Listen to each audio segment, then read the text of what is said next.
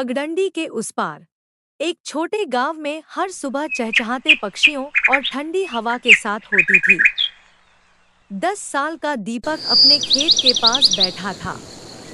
अचानक उसने खेत के पार की पगडंडी पर एक बूढ़ी औरत को देखा जो भारी गठरी उठाए धीरे धीरे चल रही थी। दीपक भागकर बूढ़ी औरत के पास पहुंचा और बोला, दादी, क्या मैं आपकी मदद कर सकता हूँ? बूढ़ी औरत ने उसकी ओर देखा और कहा, अगर तुम मेरी मदद करोगे तो मैं तुम्हें एक कहानी सुनाऊंगी। दीपक उत्साहित हो गया और गठरी उठा ली। बूढ़ी औरत ने दीपक को पगडंडी के आगे जंगल की ओर चलने को कहा। रास्ता संकरा और घुमावदार था। दीपक थोड़ा डरा हुआ था, लेकिन उसकी जिज्ञासा उसे आगे ले जा रही थी।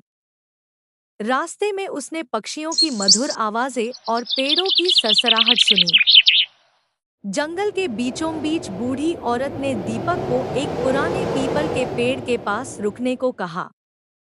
यहाँ एक खजाना छिपा है, उसने धीरे से कहा। दीपक को विश्वास नहीं हुआ। उसने पेड़ के पास खुदाई शुरू की और थोड़ी देर में एक मिट्टी से सना डिब्बा निकला।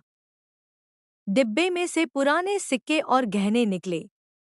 बूढ़ी औरत ने दीपक से कहा, यह तुम्हारे साहस और मदद का इनाम है। लेकिन जब दीपक पलटा तो बूढ़ी औरत गायब हो चुकी थी। उसे समझ आया कि वह कोई साधारण औरत नहीं थी। दीपक अपने खजाने के साथ गांव वापस लौटा। उसने अपनी माँ को सारी बात बताई। माँ ने उसे समझाया कि यह उसकी भलाई और हिम्मत का इनाम था। दीपक ने सीखा कि दया और मदद हमेशा फल देती है।